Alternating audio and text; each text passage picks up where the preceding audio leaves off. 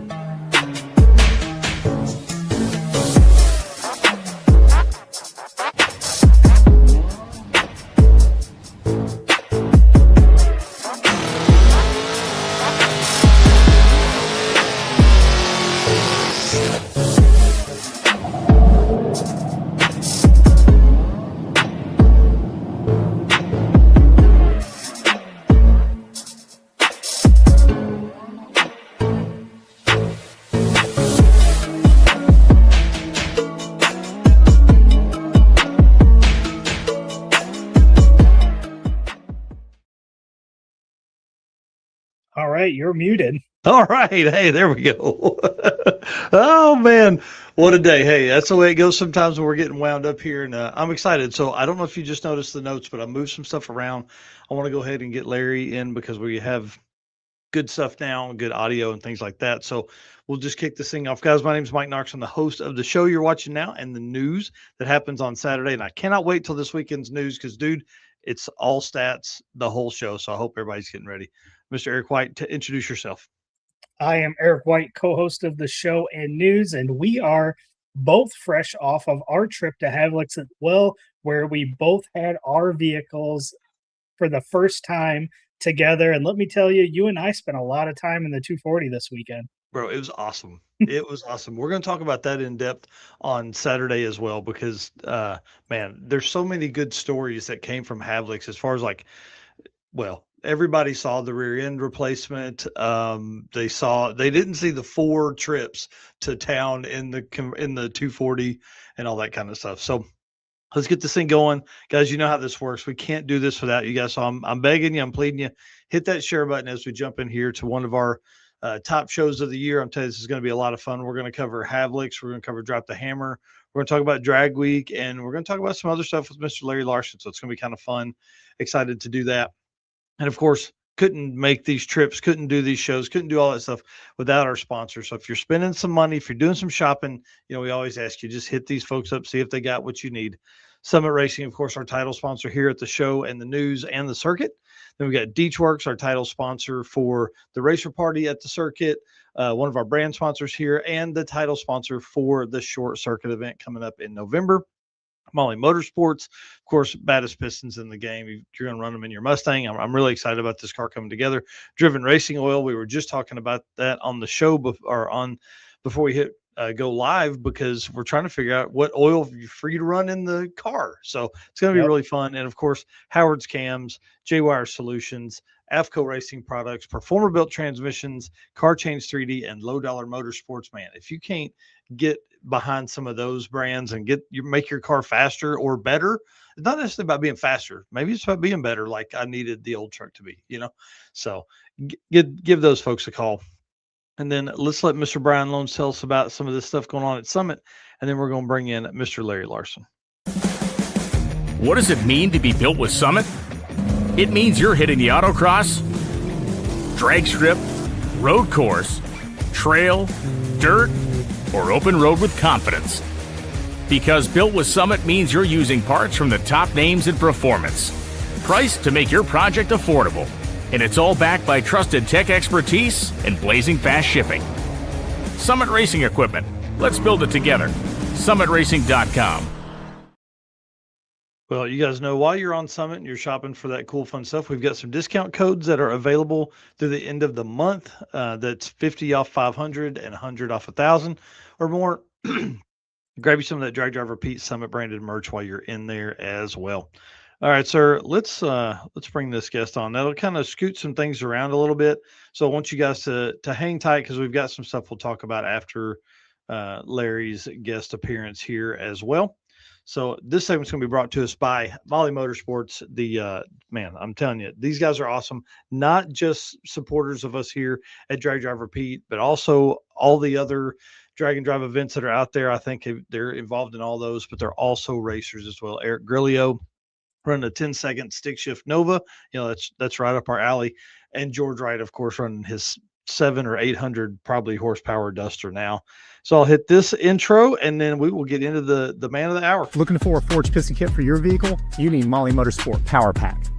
What is Power Pack? It's the ultimate forged piston kit that comes complete with pistons, performance file fit rings, hot string steel pins, and clips, all engineered to work together. So all you have to do is build something great. Find your Power Pack at mollymotorsport.com. All right, sir. Lead us in, man. Tell us who we got, what we got going on. Like I said at the beginning of the show, we've got Larry Larson here. We're going to talk about the Havlik's Fastest Street Car Shootout. We're going to talk about Drop the Hammer and his return to Drag Week after 10 years. So super excited about this. All right, man, let's bring him on. The man of the hour, Mr. Larry Larson. Dude, it was really fun hanging out with you this weekend. I'll say this. You weren't opposed to giving us some shit by the end of the weekend, and I appreciated it, you know. It was a good time. Hey, play stupid game, win stupid tricks. Or win stupid prizes. How's that sound?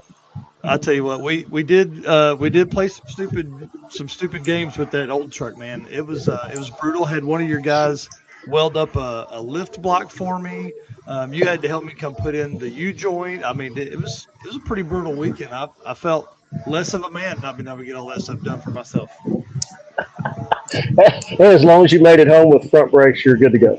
Yeah, hey, I'm telling you, it worked out well. It only rained on me one time, and I only got sketched out once. And I hit a transition on a bridge. Shooey, but I thought I was fixing lane change. So it was pretty interesting. No rear shocks, no rear brakes. I've done some dumb things, but driving that 600 miles, that's probably right up there with one of the dumbest. Hey, tell me you did a burnout when you got home just because there's no rear brakes. Oh, 100%. I turned and I could coast to my house if I broke something. I laid it out, but I didn't get any recording of it because I was scared I was going to be, trying to wheel that thing. I didn't want to do it with one hand and a camera out the window, So I hadn't pulled it apart yet, but so maybe I'll get one in the street coming up here the next day or so. Well, let's talk about Havlik's, man, because to me, that was our first opportunity, like Eric and I's first opportunity to see the truck, I guess probably since I came over to Drag Week 2014 when it was at Tulsa and got to watch you guys make the changeover. You were changing turbos and tires and all that stuff, and it blew my mind. That was 2014. That was the last time I had seen the truck in person, I guess. So it was pretty cool to see you out and about, and we got some really good shots of you driving, so that was pretty badass too. Yeah, it was fun. I had good intentions going last year, and I don't remember what came up, but I couldn't make it. So this year I just told them, I said, look, I'll make it up to you. I'll try and bring all three. So worked out good. It was pretty cool to have all three of them there. Even when I had the Cadillac, I don't think I had all three of them running at one time. So it's pretty cool. That was awesome. And so where we pitted, I guess it was the OG on the big tire, right? Yeah. Yeah, it was right in front of us. And, man, the people were all over that thing. There was always a constant line of people looking at that thing. Yeah, it's been a crowd favorite for a long time, and then everybody comes up and asks, "Is that the car that was used to be pink?" And I was like, "Yep, that's it." That's awesome. The pit stayed pretty wild over there in your spot. What is servicing 3 cars like? What's that like trying to keep that all together? Well, once again, we didn't race the old car, the original car.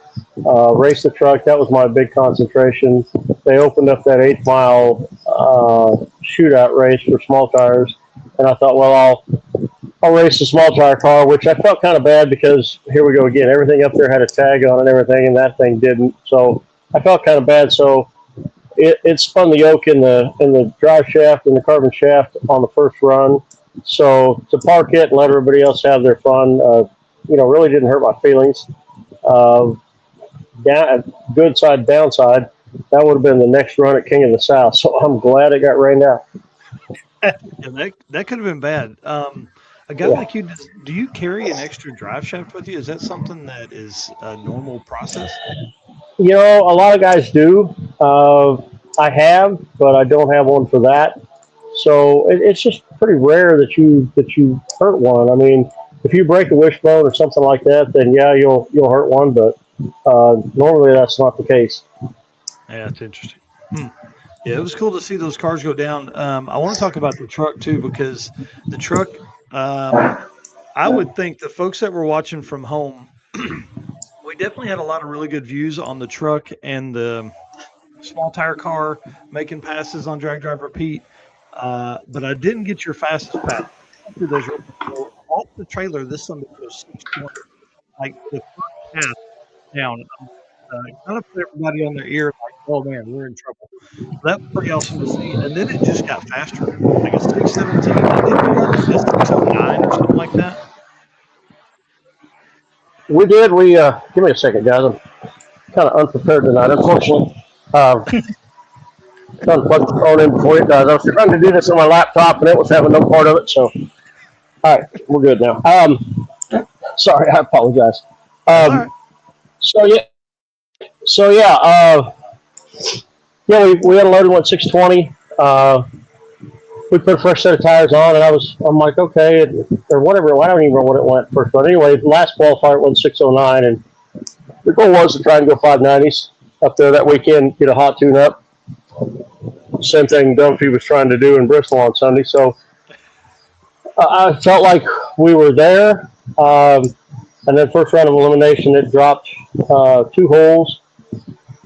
Ignition issues, it appears. We went back, changed a couple things. It still dropped 1 hole in the final and went 617. So it is what it is. I mean, we still won the event, but I was disappointed that we didn't go any faster than we did, unfortunately. So going out this weekend to try and test some more here and see if we can get everything lined out. So you'll be at Flying H this weekend, I take it? Yes. Somewhere else you got planned, yeah. So that'll be a good one. With the race being at Cordova, did that sway it a little bit as your plan to do drag week and then racing at Cordova just here? I mean, we're a month before drag week. Was that kind of did that help? Do you think that helped with the tuning? Oh, I won't say it helps the tune, but it just helps with where you're going because that's one of the tracks we have. So yeah, I've got to look at it. I know what lane has a bump, doesn't have a bump, where the bump's at, if there is one. So it's just, you get a little insight on it. No different than going Byron or anywhere else to test. So it just happened to work out that the Havlik's fastest street car was there instead of somewhere else. So yeah, it worked out good. It was 2 birds with 1 stone. Yeah, that's awesome. Yeah, Red Hat Scotty said he's announcing at Flying H this weekend. That'll be cool. You'll have to, Red Hat, I expect updates. Like immediate updates. We'll be out there probably Friday, Saturday, Sunday, I would say. So it's going to be hotter than toast. So yeah, if I can get it to go 590s when it's 96 or 8 degrees out there, I should be in good shape for drag week. Yeah, I mean, surely we won't have those kind of temps up there, but who knows what it could be in September in the middle of Illinois. Right. Yeah, you just don't know. So I just want a nice, safe 590 tune-up, hopefully, like everybody does, and see if we can go down. And once again, that's going to be a huge feat. So we'll work towards that this weekend.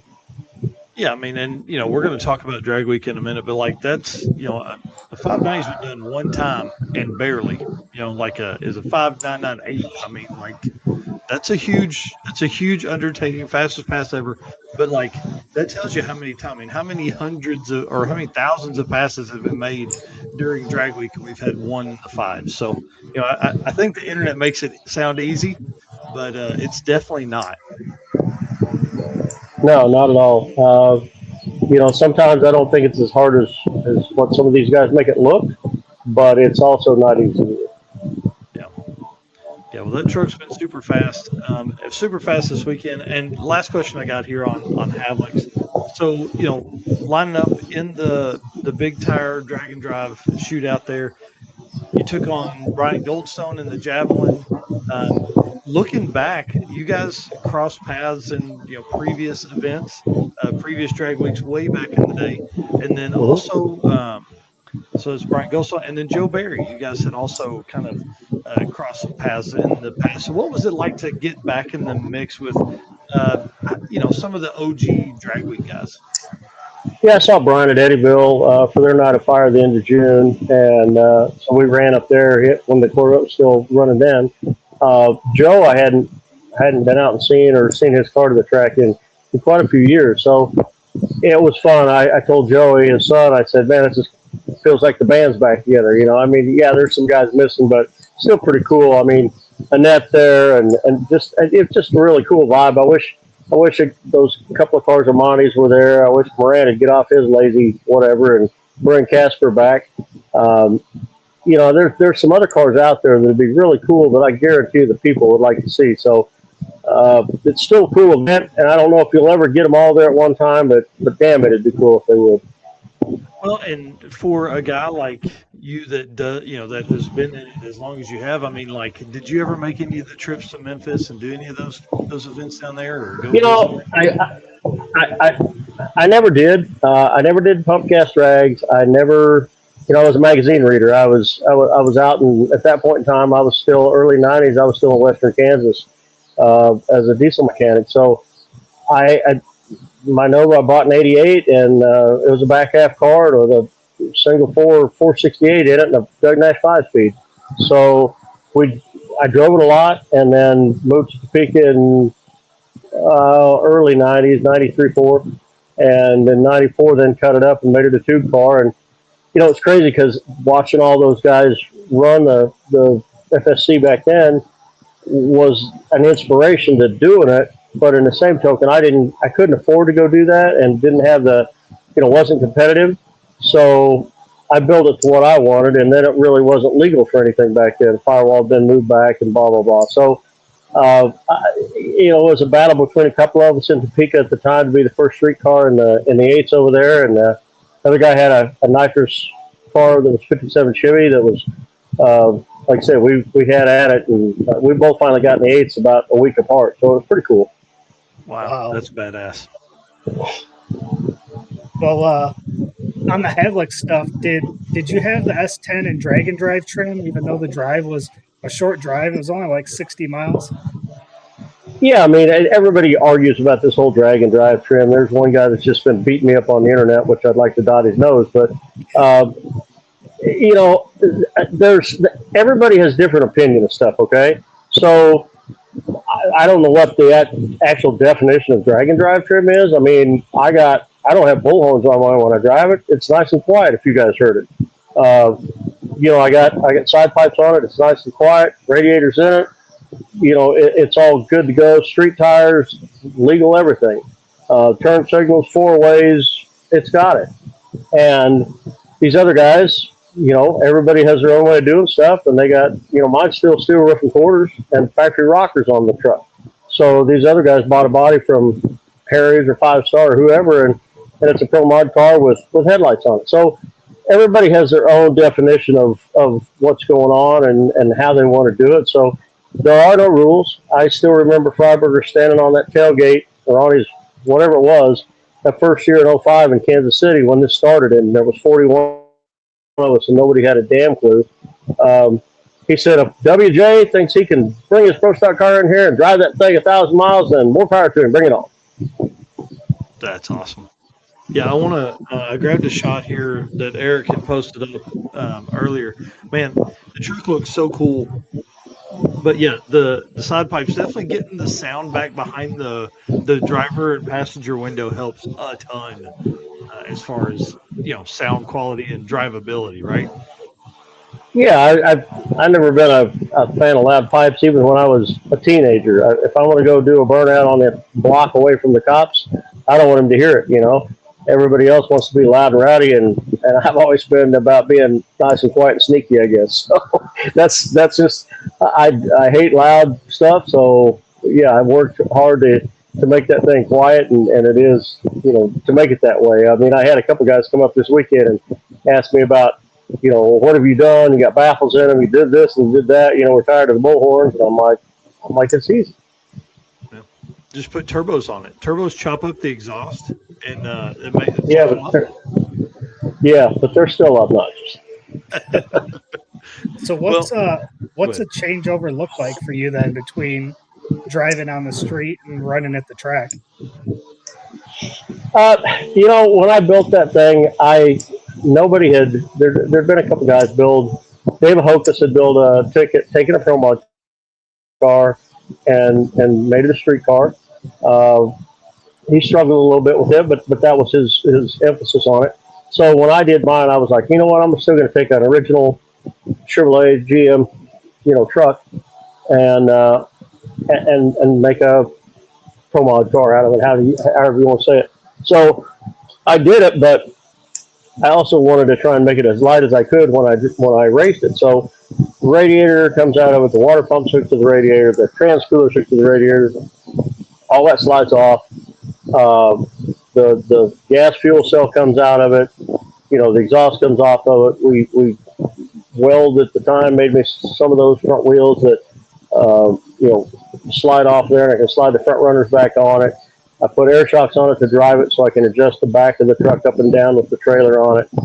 And, I put the race shocks back on the rear, raise the front up about 1.5 inches. I mean, just a whole bunch of little stuff. It takes two guys about an hour to turn it. But that's how I wanted to do it. I wanted to try and make it where it was easy to do, but yet there's still a fair amount of stuff to change. Oh, yeah. Yeah. Yeah, I remember you guys changing turbos in 2014 or some shit like that. I was like, what are these guys doing? No, I'm not that ate up. No, it's always got the same turbos on it. Really don't change anything at all on some of the guys, the nitrous guys especially change rocker arms and stuff like that. We don't do any of that. Basically swap it over from alcohol to gas, put the exhaust on it, which is a clamp and a pin. I mean, that's easy. So, but as far as turbos and any of that stuff goes, no, we never changed any of that. That's awesome. Well, the other shot that we caught there, this was after the huge photo shoot, which I thought was so freaking badass. And then we're all kind of standing there. Your truck's the last one to be on the track, and Teresa's standing there, and Eric's getting shots. Like, he's all over this thing, and Richard Brewer, Dirty Panda's flying the drone around it and all that stuff. And then was it him or was it Teresa that was like, would you want the other cars here too? Yeah, it was Teresa. She said, do you want me to see if he'll bring the other two cars up? And I was like, yes, I do. Yeah, that was pretty cool. We talked about it earlier in the week, but it just kind of went over my head. I was thinking about all the stuff we had to do, but then when they said that, and everybody was peeling out of there, and I was just letting everybody go, and then, like I said, the truck ended up being last, so it worked out pretty cool. It was fun giving you guys both a ride too, so that you got to experience a little bit of both of them. Yeah, listen, that made my year, man. I'll tell you right now, it was pretty awesome to be able to be in that seat and just, the history of that truck and all the cool stuff. And then you, of course, all the stuff you've done in drag and driving and all the other parts of the drag race world, it's pretty neat. So I appreciate that opportunity. Yes, sir. Eric, what was the other? We'll go back to those here in a minute. We talked about Drag Week. What else we got here in this first segment? What other stuff? I mean, was there Was there anybody that you guys were helping wrench on stuff other than us, trying to keep their stuff going? Tom McGilton came up with you guys, right? Yeah, Tom's a good customer and friend of mine. I was helping him tune on his stuff a little bit. And then Greg Sanford was on the other side. He actually owns the engine that's in the small tire car. That we've been good friends since probably 17 or 18. So helping him a little bit with his 55, and I guess that's about it. But that had me running pretty good there for a while. Yeah, that's for sure.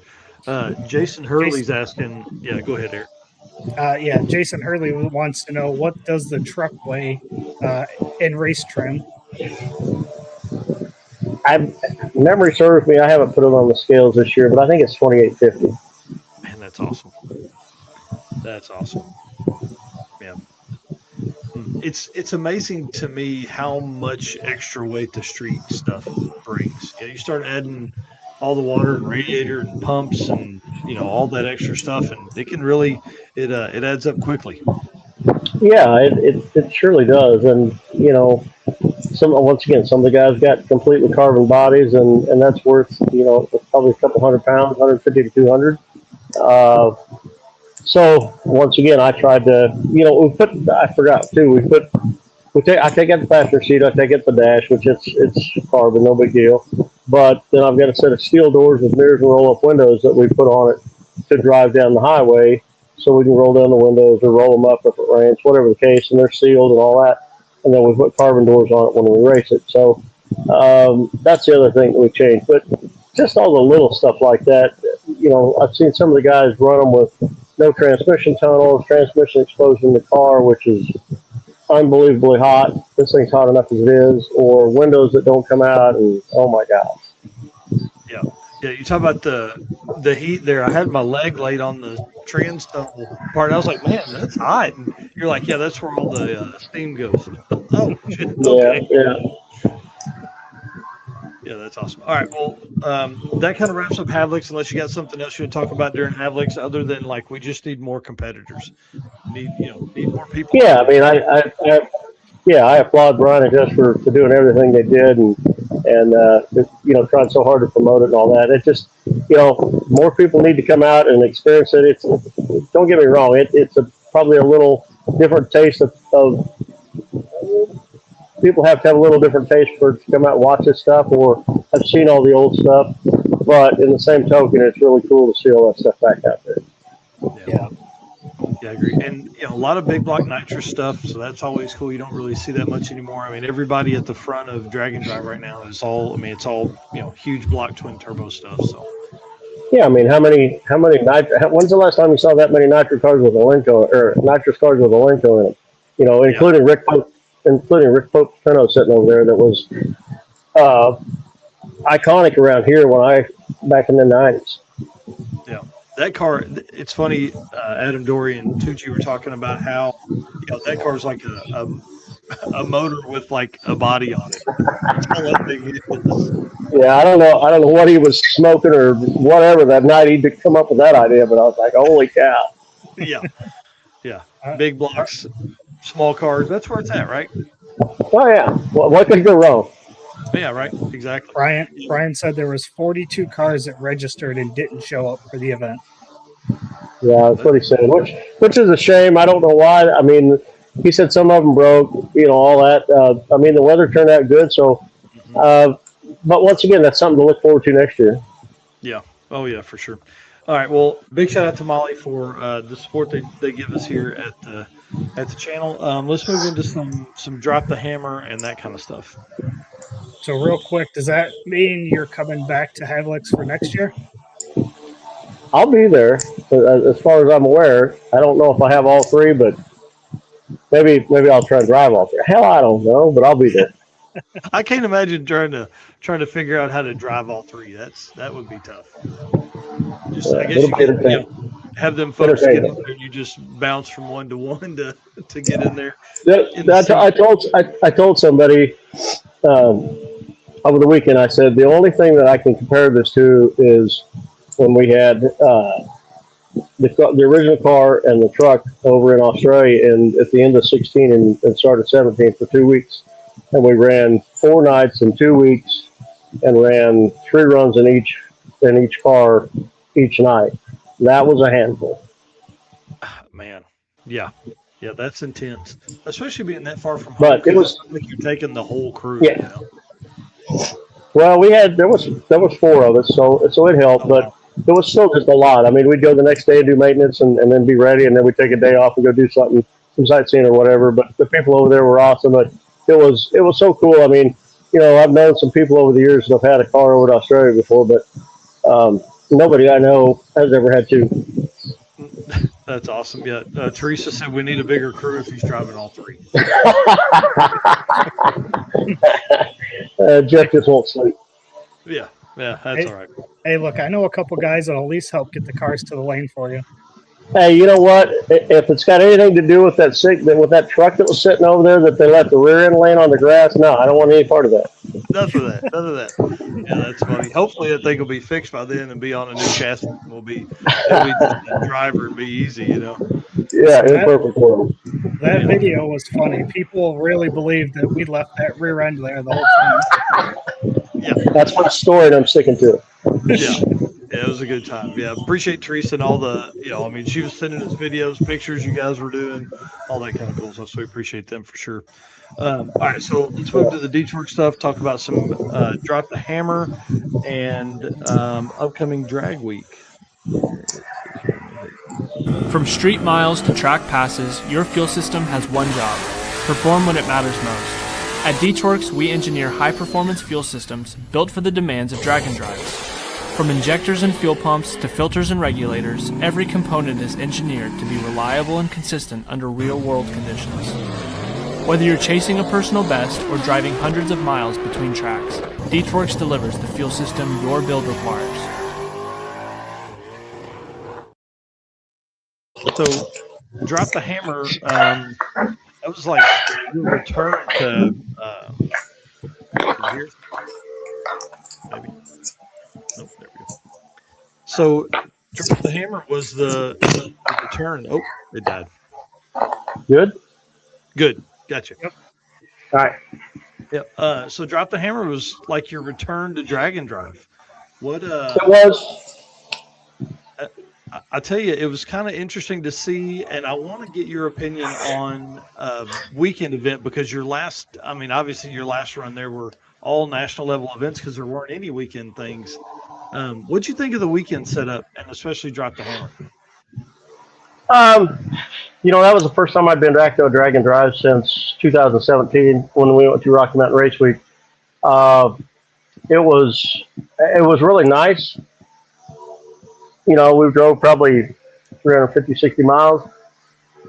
Roads were nice, all 2-lane, smooth, trees, 70 degrees. I mean, good grief, you couldn't plan it out any nicer. I mean, racetracks weren't, what I'm used to being on, but they were still nice tracks.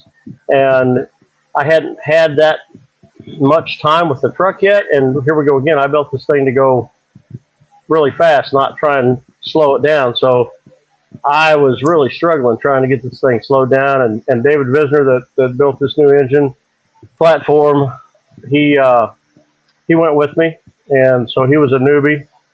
I think I don't think he'll go on another one. I mean, and I told him, I said, that was a little baby thing compared to what it normally is. So, but it was fun. I told Carl, I said, this would be really cool to bring the old car to next year.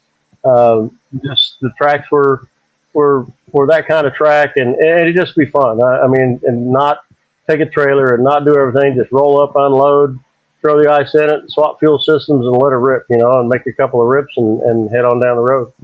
Yeah, that'd be awesome. That would be awesome. I think that's what we're seeing these weekend events kind of become, is like an opportunity for guys to get back in it. It's funny you say that he's maybe not coming back again, because Jonathan Stonecipher says this all the time. You're either a forever or never dude for drag and drive. You're either going to do it at any chance you get, or you're like, hell no. Well, I always joke with everybody. I mean, we've done Drop the Hammer was the 12th one we've done. They've all been at Unlimited, and we've finished every one. And I don't think anybody else can come anywhere close to that. But I joke. I said, you start the week and about Tuesday or Wednesday, you're like, man, I cannot wait for this thing to get over. I'm just wore out. The mental part of it just wears on you. I mean, you wake up like Tuesday or Wednesday morning after the event, and you're like, oh, I got to do this, this, and this in the middle of the night, and then you're like, oh shit, it's over. But we joke. I said, we get done, we load the trailer up, and we're headed home, and we're like exhausted, and then because you're like, can't wait for the week to finish, and then you're like, when does it start next year? Yeah. Oh, 100%. You're already doing the countdown. You're looking at the schedule on dragdriverbeat.com/events, and you're trying to find the next. Like, hey, is there one on the way home? Or we're gonna pass by one. Can I jump in? Yeah. So everybody always says it's real. Go ahead. It's Plan B fun. It's not fun in the moment, but it's fun when you think about it later. Yeah, it's addictive. I mean, if you enjoy that kind of torture, I guess. Yeah, the hangover, drag and drive hangover is real. You come back home and, I see something pulling a trailer going to work and I'm like, oh, what's that? And it's just somebody's regular pickup truck and a regular trailer, and you get disappointed as you go past. Yeah. Well, during the time that you weren't racing the S10 at Dragon Drives, you were racing at other places, but did it spend any time on the street in those years? The truck, no. Literally, I never did drive that thing much on the street, to be honest with you. I mean, I built it for Drag Week and Drag and Drive stuff because back when I built it, Drag Week was it. Then Matt came out with Rocky Mountain Race Week, and we went on the first one and the third one with the truck up through the mountains and out onto the plains. God forbid when it was 104. Everybody. But to answer your question, no, I really didn't drive it much. I mean, I raced it some. We won Topeka National Event in Top Sportsman in 2015 with it. Took it to Streetcar Super Nationals in Vegas a couple of times and went in the fives there. So did that, and then Street Outlaws / MPK started and ran it there for the first 2 seasons, and then they booted it. So, and that's just really, it's really kind of been laying in the corner since then. I mean, I had all intentions of putting it back, but that's when Dave Visner and I started talking before COVID about doing this 5-inch bore billet water motor, and kept going back and forth on stuff. And like I said, it took him a while to do it, finally get it done, and then it took me a while to get everything in there. So here we are, fast forward, 6 or 7 years, and finally got it together, and so far so good. I'm real happy with the platform. Wow. So what's different on the truck today than from the last time you did Drag Week? Like what kind of things have you updated or changed? It's got a couple more dents in it, that's for sure. The engine combination is the biggest thing. I put a lockup in it. I haven't used it yet, but I put a lockup in it because this fall I want to try and, like a better term, trying to go rotate the earth. So we'll see how that works. But basically just the engine combination is different. The Brodex motor served me well and made good power. We just always drew the line of 50 pounds of boost. Eric Gillard and I talked about that. They're the ones that put that original motor together, and we drew that line there because we wanted it to live and not throw the bottom end out of it. So basically the engine combination. But now with this billet piece that Dave built, I asked him, I said, how much boost? He goes, whatever you want. I go, okay. I got a set of hearts on there. You better be careful because I guarantee it'll make 70 plus. Wow. That's crazy. 70 pounds of boost. Yeah. I don't know how much it'll make, but I promise you it'll make more than that. Wow. Man, that's crazy. And the great thing for people to understand is like those are gigantic turbos too. Like they're big and a lot of boot. You know what I mean? So it's taking all it can get. Yeah. Wow. Well, at Drop the Hammer, quickest pass to the event, obviously, on the last day. Ended up running like a 4:30. I mean, that laid it in the dirt on what I would consider probably a good test and tunes, style track prep. If I'd have got down the track and I was really close, Friday, I guess it was Friday. I was really close Friday to going down. Looking back at it after the weekend, but it was still just a little much. And so, if I could have got down Friday, the weekend would have been a lot better. But then we went to I can't even think of the second track up by Manistee. Went there, and it was a beautiful track. It just still wasn't quite as good, and I struggled there. And then we came back, and I finally got it by the throat at Mid Michigan, and went, I think, 490 something. And it was funny. Dave's like, he's like, man, that's really slow. I was like, Dave, it's a whole lot easier to speed this thing up than it is to slow it down. I promise you. So, the next run it went 450. The next run it went 430, and I think if we'd have got another one, it should have went a low team. Wow. Yeah, and I mean, it'll take that kind of times as you come into drag week to do what you're wanting to do, right? Yeah, I mean, I think I haven't been to Byron in years, and hopefully the track prep is good at all the tracks. I mean, Cordova should be, I'm thinking, comparable to what it was, which was fine. Schroeder went 609 at Byron here a few weeks ago, so I guess that place is good. And we know Chicago and St. Louis should be. Once again, it's all going to depend on track prep, time of day you get out there. I haven't been to a drag week since it was over 250 cars, so I don't know what kind of a poop show this is going to be, trying to get in the lanes and get going and get runs in. But it takes X amount of time to turn the car, of course, in the morning, and that first shot out of the gate is your best shot to go fast, because then the heat sets in, the track gets worse. And then, unfortunately, after that, you end up driving into the night, and that's not my cup of tea if I can keep running. Yeah. Yeah, it's going to be interesting. Dirty Panda is going to be coming. He's doing a couple days with us for coverage and stuff at Drag Week. I'm excited to have him. So it's going to be his first Drag Week experience. Red Hat Scotty asked, since you got side pipes, does that mean it has a radio as well? The original car does. No radio in the S10? No, you got to sing along. You singing to each other, or you got headsets? Karaoke, whatever. I mean, no radio. That's funny. Well, let's talk about some drag week stuff. What are you doing? What's the preparations over the next month for you in the truck? Well, I'm sitting here right now gapping spark plugs. So for this weekend and for drag week. So that's what I was doing before we started this deal tonight. So it's just prep now. I'll go out and run the truck some more this weekend, see if I can get the number I want, and then the motor will go back to Dave, freshen it up, because we've got some runs and smiles on it now. So he'll freshen it up, get it ready for drag week.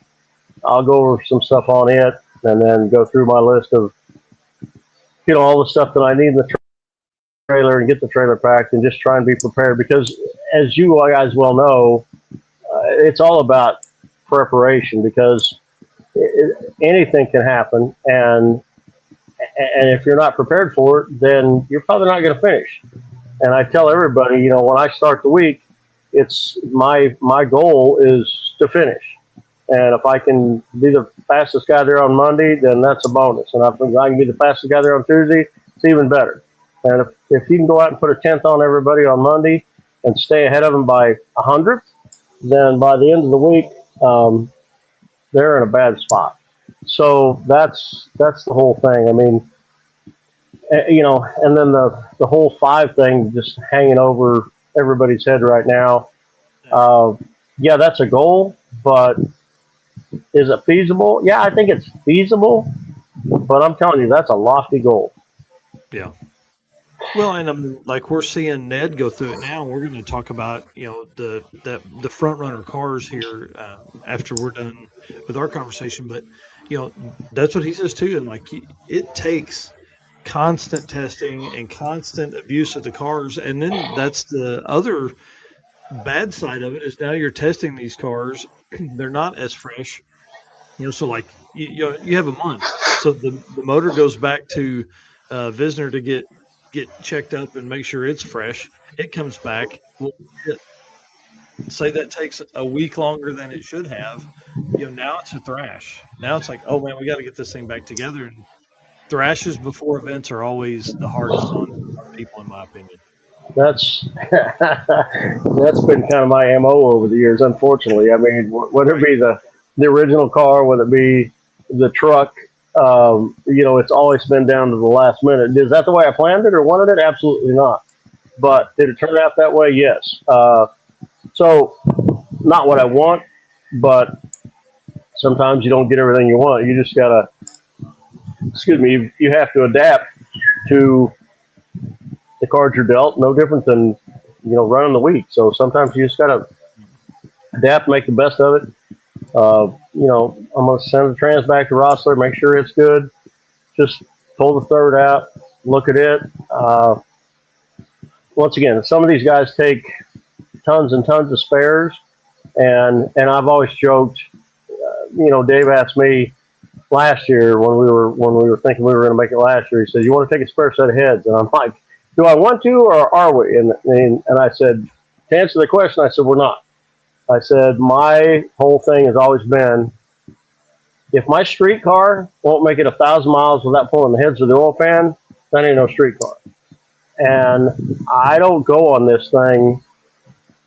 I mean, I say this, I don't go on this thing to kill myself. I go on it for a break, right? That's how it started out 20 years ago. Now it's turned into a lot of work, but I just refuse. If I've got to pull the heads off of it, then hey, I'm out. These guys will have the heads off repeatedly, putting pistons in them, everything else. It's like, guys, this is a street car. Come on now. I mean, go home and fix your stuff. Come back next year. I mean, trust me, will I be down and out and have my lip hanging out if something happens, I drop a valve or something? Absolutely. And the law of averages will catch me sooner than later.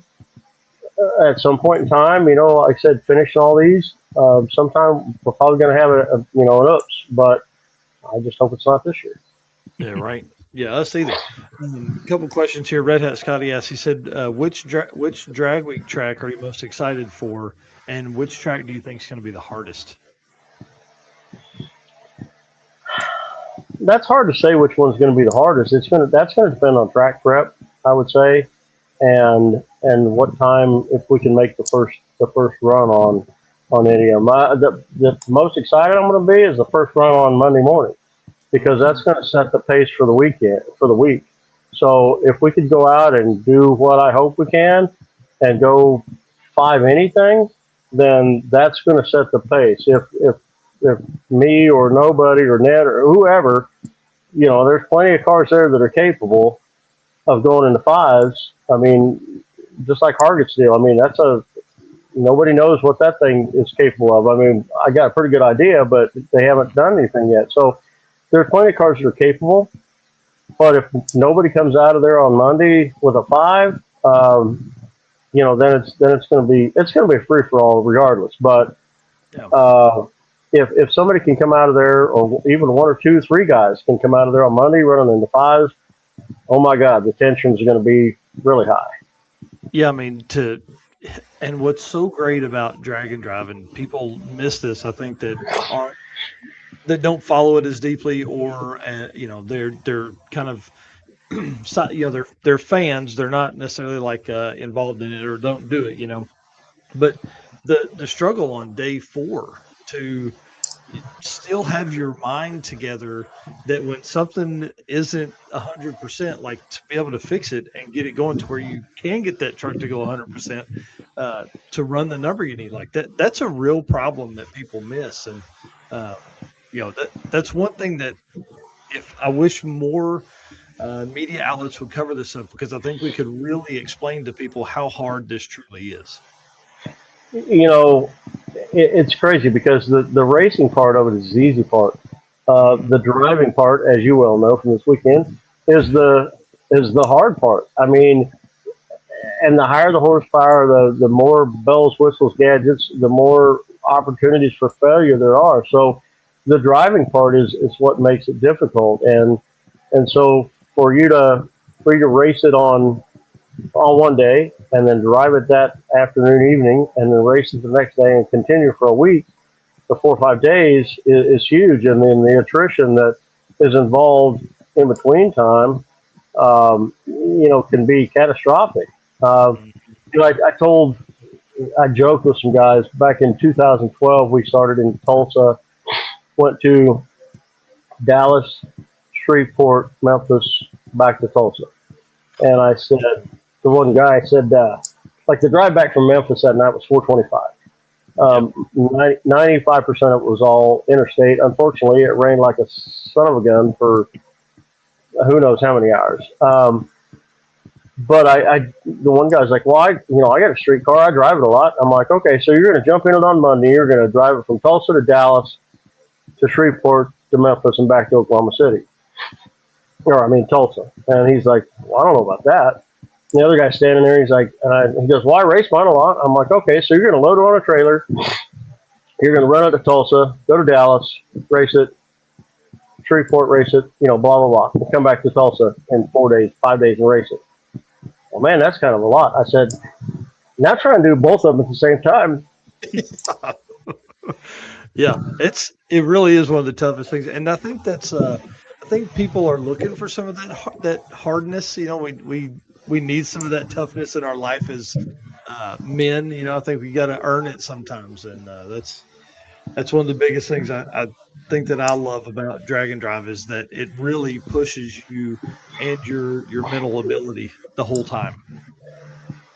I joke with everybody. I said you've got to be about half MacGyver to figure out some of this stuff to be able to roll with the flow and adapt. And because nothing ever is, it rarely is what you wanted.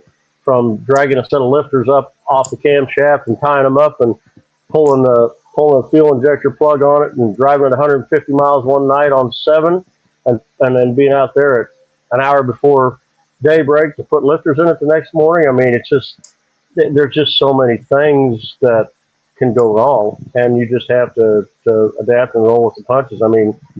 Poor Brian Goldstone. Him and Brian Robbins have run themselves through the mill before, and honestly, I'd have probably thrown it in town. I said, the hell with this. But those guys, have managed to keep going and going and going, and more power to them. But oh my God.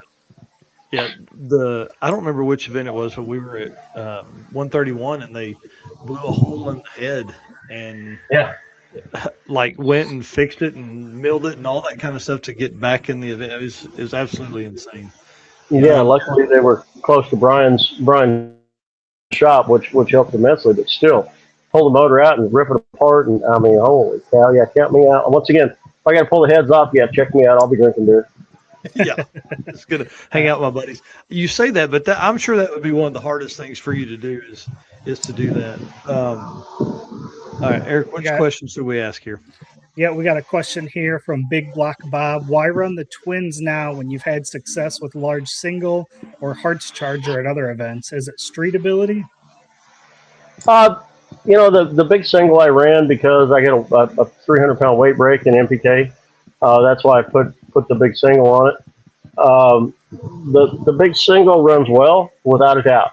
The twins will make more boost, more power. So, and there's no weight restriction or anything on that. The Hearts Charger or even the Pro Charger aren't designed to run on the street. The big units. Now we did some work on Matt Frost's car quite a few years ago, and we talked about making a cradle where you could slide that thing forward and slide it off the gear drive and just drive it like that, with the alternator running on the front of the motor and driving NA and then slide it back on. And I don't think that'd be a bad deal either, but here we go again. The camshaft profile for a blower or a charger car is more radical than it is for a turbo car. So at the end of the day, the turbo car is much more forgiving in a lot of respects, other than there's way more gadgets on a turbo car. But it's more forgiving as far as how streetable and drivable it is.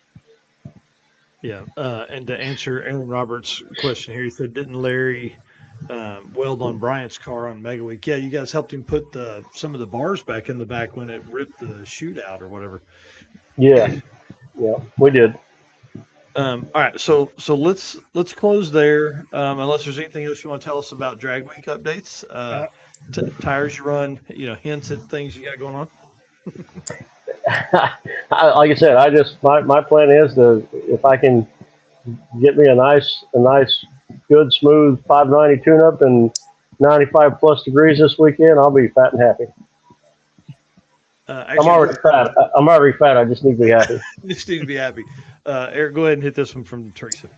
Yep, Teresa said, "What are your 3 goals with your return to Drag Week?" 3 goals? Why has she got to be so difficult? I mean, I would love to run in the 5s. I mean, everybody wants to win the event, but first and foremost, I mean, I want to finish it. So that's the first goal, and then we'll see how the other 2 work out.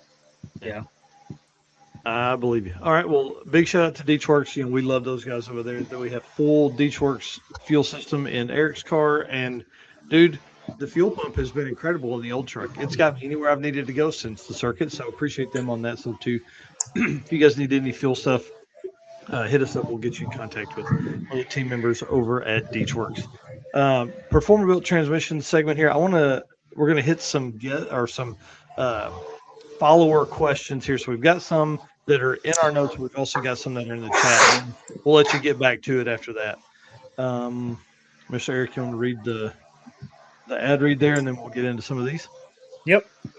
Performer Built is the official transmission builder of Drag Drive Repeat. At Performer Built Transmissions, their goal is to engineer and build the toughest transmissions on the planet. Performer Built doesn't just rebuild transmissions, they systematically re-engineer each model to eliminate OEM flaws and achieve the highest levels of performance. That is why they say their transmissions are not just built, they are Performa-Built. I think the first question I want to get into here is from Mike Baker. I think this is really good for a guy at your level. Obviously, he says, "Do you ever miss going slower with the lighter wear and tear? And does the fast/slow impact your enjoyment of the event or car?" I'm really looking forward to getting the original car back out. And once again, everybody's like, "Why don't you lighten it up? Blah, blah, blah. Try and go, keep up with Brian or whatever." I'm like, that thing's all steel, bumpers, everything. I said, if that thing goes 6 anything at 200 anything, I said, I'm fat and happy. I said, it's got a clutch in it. It'll be faster with the automatic, maybe. But I can't wait to get up there and put that thing on the chip, on the starting line again with the clutch. So as far as going slower, man, I don't know. I haven't been. I tell everybody, I said, drag racing is probably the most addictive sport there is, because the only thing that keeps us all from having a top fuel car is our wallet. Yeah. That is 100% true. Yeah. I mean, you go out and you make 10 runs and, hey, can we turn this thing up? Can we go faster? Yeah. Yeah. How far can we take this thing? And then if we make 2 small upgrades, what does it do? 2 more upgrades. Well, it's like when we were 16, we start at the front and we make more power in the motor, right? No matter what we do. Then we tear up a transmission or converter or whatever. Then we tear up a drive shaft or rear end, right? And then we fix all that. Guess where we go again? Right back to the front. Start it all over again. Yeah. Yep. Well, how about Teresa's question here? Ask Larry about karaoke nights. Are you a karaoke guy? Only when Jeff's along. Only when Jeff's along. All right, it's on now. What's your go-to karaoke song? I do not sing karaoke, but we've stopped at a couple of places on the way to races to grab something to eat at night. The best place was Chaser's Lounge in Effingham, Illinois, and walked in there, and it was so smoke-filled with the little stage and the karaoke deal, and there was a couple of waitresses behind the bar that I could tell you stories about for a while, and oh my God, we'd laugh constantly about stupid stuff like that. So that's what we roll into one of these little bars somewhere, and we're like, you think they got a karaoke bar? That's awesome. Well, I think that answers Red Hat Scotty's question of favorite roadside restaurant, Chester's in Illinois.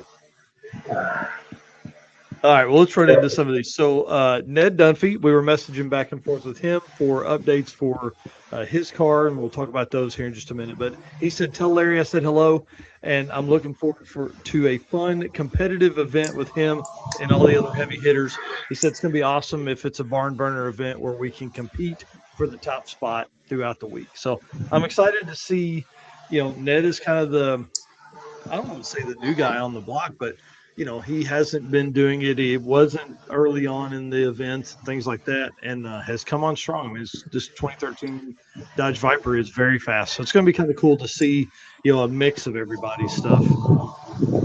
Yeah, I mean, Ned's done his homework. He's done everything he had to, made some more changes this year, knows where he needs to go, and he's got good people behind him. Mm-hmm. And I'm just really disappointed that I didn't get an update on run number 6 on Sunday. So I don't know what that's all about, Ned.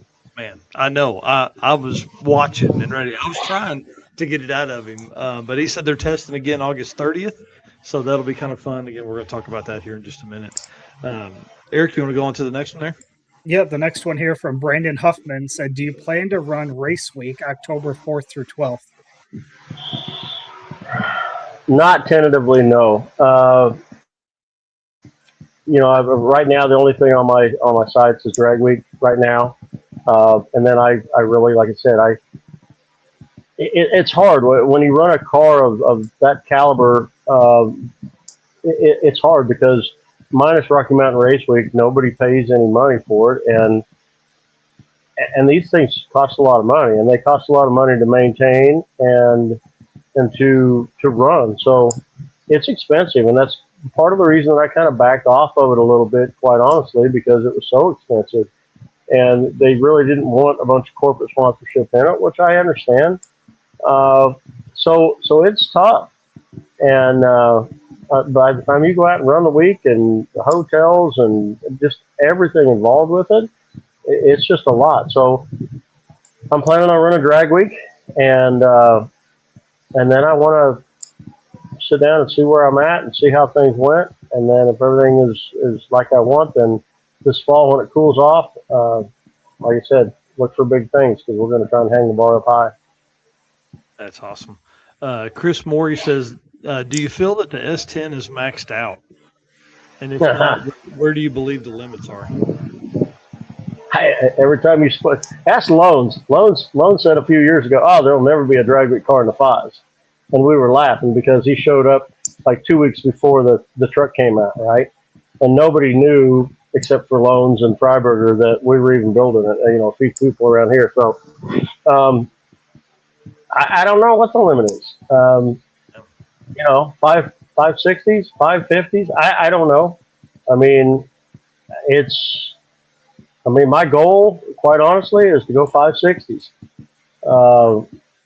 Now, can I get there? I don't know. Pretty lofty goal, but we're going to find out. Yeah, that's big. That'd be wild. I mean, not a drag week. Don't get me wrong, but this fall testing, whatever, in drag and drive trim, as you want to call it. Yeah, that's my. I want to prove that platform that Dave built, is capable of that, and that you can do that with something that you can drive.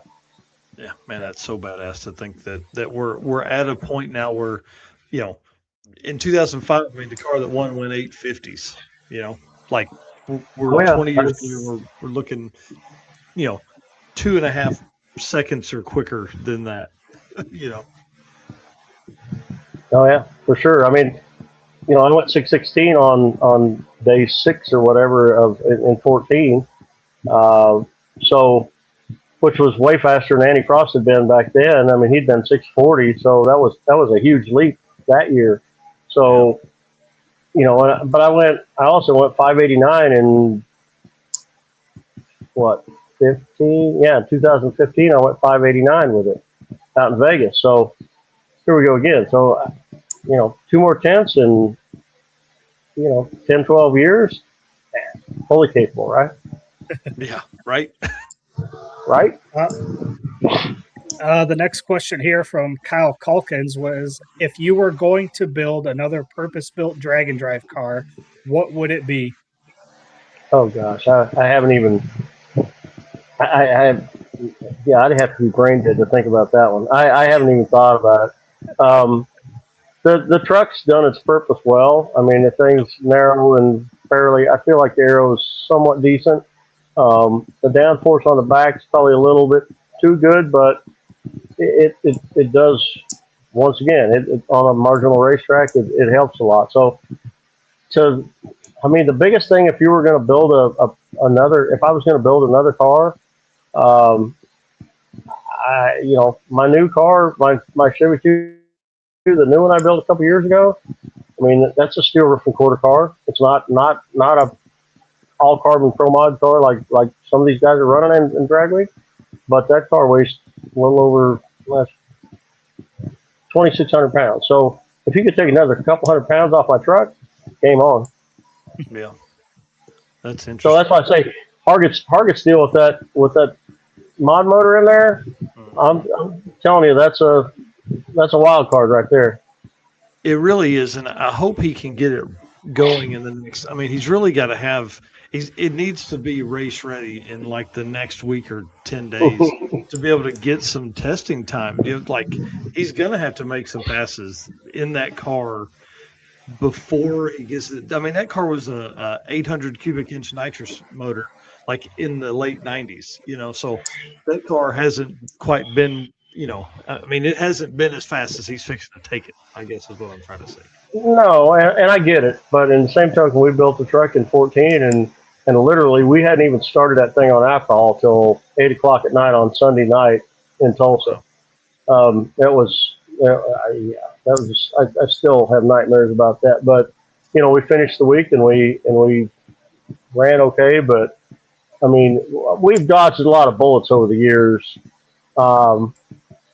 We've had some luck. I'll put it that way. I mean, there were some years that we maybe shouldn't have finished, but we were lucky enough and caught stuff or fixed stuff or whatever. So we did finish. But like I said, he's one of them that could be really fast. Yeah, and that motor in that car went like very low sevens and took down Cal Hayward's small block power adder class Super Street small block power adder. I mean, and it's 900 pounds lighter than the Mustang was. So that car should be pretty good. Last question here. We'll let you go. It's getting dark there. But I turned the lights off so it wouldn't be blaring. Rodney Reeves asked, what do you think about coming to the circuit 2027, which is our weekend event? And I couldn't pass up asking you that, putting you here on the spot. I've heard of it. Doesn't that come out of Tulsa or somewhere? Well, so we're working on our tracks now. We're looking at Tulsa, Thunder Valley. We're looking at Wichita as well. So we're going to see. We'll know. I would say probably in the next 10 to 12 days, something like that. So, hadn't really thought about it. Here we go again. If you've got some smaller venues like that, it would probably be more conducive to bringing the old car out than it would, the truck. Yeah, for sure. I'll tell you what really, what a lunatic I am. What really piques my interest is that American Detour. Oh yeah, that was an incredible event. I'll tell you, it was a ton of fun. That one I would love to, and it would be just absolutely insanity. But I would love to take the original car and drive it on that deal. Yeah, so he's already working on the plan for the 2027 event, and it's a little different. I'm not gonna get into it, but it's as many miles as the other one was. I'll just say that. Well, the miles deal is one thing, but just the whole Cannonball Run route I thought was just badass because I was grew up watching that movie and everything else. So pretty cool. I mean, you could make the whole, if you wanted to do something similar and make it shorter, you could do the whole Smoking the Bandit run, from Texarkana to whatever. So. Yeah, they do that one, and I think it would be really fun. I know he's looking at that. He's looking at some stuff with some Texas roads and things like that. So I think it's going to be. He's definitely got the cat by the tail on that one. That's one that's going to be a blast for him. And man, I mean, listen, I had the old truck in Red Ball Garage, like in Manhattan. Like it doesn't get any cooler than that. It's like a spiritual moment for me to have that with all the Cannonball Run stuff. I've always been a big fan of that over the years. So yeah, that would be cool for sure. Yeah. All right, Eric, what else we got? Anything else? Do we have any more questions? A couple more. Do you like margaritas and job site coolers? I know exactly where that one came from. I've been known to have maybe one too many. Nice. All right. Well, I like. And then Tom Wilhelm says, would you ever consider running a radial tire? I'm not going to tell you that's a hard no, but real close. Is it just I would think with as many cars as you have, the more similarities between them, the better it makes it, right? Like that way you're not trying to figure out one certain thing over here and over here. I've always liked the challenge. I mean, that's why the MPK thing, even when we went and did mega cash days on the street, I'm always up for a challenge, right? But I just have never had absolutely no desire to go radial racing. They're either hauling ass or they've knocked the tire off, and then you watch the tractor race. So no. Yeah, I can appreciate that, and I mean, we see a lot of guys that run radials during drag and drive events because they drive on them and stuff. I would just think with the difference in tracks that you're going to see across a 5-day event for sure, you never know, and I would think a slick would do better in that situation. Well, I don't think you're going to ever see, unless somebody, if you really, really, really prep the racetrack radial-wise, could you go into fives on a radial? Yeah, absolutely. Do I see that happening? Probably not. Yeah, and again, in a situation like we're in with drag and drive, where you have 300 or 400 cars, you almost can't. So you could end up with a situation where we're going to run an event that is radial centric, and maybe get there that way. I don't know. I think we're in a really cool spot with drag and drive because there's so many events that we can really test out some ideas and thoughts and theories and see what events are fun and make it different for everybody. Kind of like what Drop the Hammer does, and Heads Up Hustle has 2 days of regular drag and drive and then Heads Up racing. Like there's just a lot of different ways we can get there. Yeah. To me, it's hard to run a radial and a bias fly at the same racetrack on the same day. Blah blah blah. I mean, we all know that it's been proven time after time after time. So, if they wanted to have a true radial drag and drive, that'd be great. But you know what? I guess what frustrates me a little bit, and once again, I haven't been to a drag week or anything else in a lot of years. But when you see these guys show up with a radial and then start bitching because the racetrack's not prepped good enough, it's like, hey, nobody twisted your arm and told you to show up with a radial. So don't show up with a radial and then whine and cry because the racetrack's not good enough. I mean, Glenn Hunter, which I've been friends with a long time, was up there this weekend, and he ran very respectable. But did he run as good as he's capable of? No, absolutely not. And neither did Morris or anybody else. It's just the track, the prep wasn't there, and so it's I don't know. It's hard for me to watch these guys roll in there, and not everybody does it, but some of them just throw a fit because the racetrack's not good enough for a radial. It's like, nobody put a gun to your head, throw some balls, put a big tire on it. Yep. Well, Larry, listen, I've had a blast, man. I really want to say thank you to you and your team. I mean, you guys were welcoming. Again, got welding up our lift blocks so we could get the truck back home, and all the help that you guys gave us there, and just being able to hang out and the ride in the truck and the car, it was pretty cool. And appreciate your time tonight a whole bunch. I know you got a bunch of shit on your plate, and we appreciate you taking the time to come on here. No, absolutely, and I expect a picture of that rear end in your yard and not where I saw it last. Yeah, it's on the trailer out in front of the shop. I hadn't even undone any of that stuff. So, yeah. Do you do that as well? Like, do you pull in after a weekend of racing and not even touch that thing for 3 or 4 days? Because I hadn't even looked at the truck. The truck's in the shop. The small tire car's still in the trailer, and I still got to go to Nebraska and get the OG car. So, yeah, and it was 99 here today. So, Yeah. But once again, I'm going to go out Friday, Saturday, Sunday and test this thing. So I got to get my tail in gear. That's awesome. Well, guys, listen.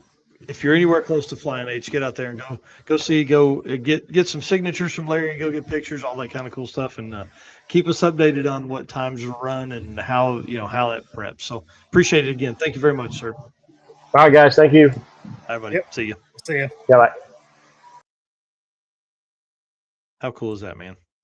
That was a great conversation. Yeah, that's pretty neat. And as I was kind of prepping for today's notes and all that kind of stuff, and get all of that going, it was neat to go back into look at some of the details from the historical stuff of what he's done and all the just all the events that he's been to and done all that kind of stuff with. It's pretty neat. You think about, and I didn't want to get into all this because I really wanted to stay kind of on topic as much as we could. But he held the Rocky Mountain Race Week record for like 2015 to 2025. Yeah. Like the first event to Mega Week. That was pretty awesome to hear that. So yeah, Tom Wilhelm says Mike Ferrarian was the talk of the event. Sure was. That's pretty funny. Yeah, Dirty Panda, he was asking, said this weekend, you say yes, this weekend, Flying H, go hang out with Larry Larson and those guys. Drag Week's going to be exciting. I mean, we've still got a bunch more to talk about here, but yeah. I'm looking forward to it. Well, and that's what I'm pumped about. So let's go ahead and do let's thank our race car friends and our sponsors. Then we'll get into some of that stuff because we've got updates from Ned Dunphy. We got detailed stuff from him, Ryan Hargett, all that kind of stuff. So let's jump in. All right. Appreciate all of our race car friends that have been tuning in. We've had tons of people watching tonight, which is awesome. Tons of great comments. Again, I want to thank all of our race car friends that we got to see at Havlik's and all of our race car friends that helped us out with getting the truck going. Again, can't thank all of our race car friends enough, and all of our sponsors. We couldn't do this without all of our sponsors: Summit Racing Equipment, Deechworks, Molly Motorsports, Driven Racing Oil, Howard's Cams, J-Wire Solutions, AFCO Racing Products, Performer Built Transmissions, Car Chains 3D, Low Dollar Motorsports, Power Tube TV, and Racing Junk. For sure, those guys are awesome. All right, let's jump in. Let's just talk about J-Wire stuff because that's where we're going to do some Drag Week information, which I'm excited about here. So I'll hit the intro video, and then we will go over Drag Week stuff. Where in the hell did I put it? There it is. What's up, guys? My name is Cole from Fort Worth, Texas. Expert car and marine wiring solutions that you can trust. J-Wire Solutions can wire and plumb your hot rod, your race car, hell, even your drag and drive car. Plus, they offer products to make your driving experience way better, like their blinker module that is just a must for all drag and drive cars. This module will allow your rear turn signals to continue to function while the brake pedal is applied, just like stock. Find all the details at jwiresolutions.com. Man, all right. Well, let's kick this thing off, dude, because this is a good one. So, obviously, starting out, Drag Week a month away. We are we're really getting to the number here. I mean, this is going to be important. So, I messaged Mike Galemi. I said, "Hey, dude, what are you excited about? What are as we get into this last month, I mean, we're literally a month away from Drag Week. What's going on? What are you seeing? What are you thinking?" He said, he sent me back. He said, "Man, to have guys like Ned Dunphy, Larry Larson, Jeff Lutz, we've heard rumors there. I hadn't got anything back from Jeff yet, but Brian Goldstone, hopefully, and Ryan Hargett all coming to Drag Week with the potential to chase a 5-second average is pretty incredible. But first and foremost, I want to see a good, hard race where everyone competes safely and makes it through the week. He said if the conditions are right and a 5-second average happens, it happens. So I think that's kind of that's the theme, right? Is like, hey, fingers crossed it gets there. But if it doesn't, hey, let's just have a great race, right? He said the fact that we could witness that kind of history at Hot Rod Drag Week is both thrilling and humbling. Speaks to how far these racers have pushed street legal performance and how special this community is. These guys raise the bar for each other, but they're also they'll also be the first ones helping a competitor in the pits. That combination of competition and community is what Drag Week has always been about. Thought that was, dude, Yeah. it doesn't get any better than that. And it's from Mike Galemi, the man, network Right. director at Hot Rod Magazine. So let's talk about Hot Rod Drag Week 2026. Let's get into some stuff here. So I'll let you tell us about Mr. Larry Larson's update, who we just talked to moments ago. Yep. So Larry Larson ran a best at 6:09 at Hot Rod by Havlik's fastest streetcar shootout this past weekend. He went 6:20 in 90-degree temperatures off the trailer. That's incredible. And yeah, we just talked to him and told us all about the truck, all about his changeovers, his upcoming testing. So listening to him talk about all the testing that he's going to do before Drag Week, like, listen, he's motivated. Well, and dude, you think about like, he's talking about sending the trans back to Rossler to get freshened, the engine back to Visner. Well, it's Wednesday night right now. He's going to test Friday, Saturday, Sunday, right? Thursday, Friday, Saturday? No, Friday, Saturday, Sunday out at Flying H, which is down the road from him. Okay. They go back to the shop Monday or Tuesday, pull the motor. They ship it to Visner Engine Dynamics or Design. I can't remember what the third word is there, but that's in Michigan. Okay. So that's at least a 2-day, LTL ride on a pallet to get back there. At least, I mean, dude, it may be 3 or 4. I don't know. And so then that guy's got it for 3 or 4 days. I mean, I don't know. And then it's 3 or 4 days back, bro. That's getting to the wire. Right. You're talking a week and a half, 2 weeks tops. Yeah. And then I assume that you want to get the engine back in and then test again. Yeah. Yeah. So will you go up, would you make the trip back to Kansas City the weekend before? So like if we're looking here, if you think if you don't have the motor back till the 29th, let's say the 28th or 29th of and that would probably be too tight. Actually, you're probably not going to get it back till the 31st or 1st of September. Okay. You've got to be in Chicago at Joliet on the 12th to register to be there and do all this, or on the 13th. Okay. So that's 10 days because you've got at least a day's worth of drive up there.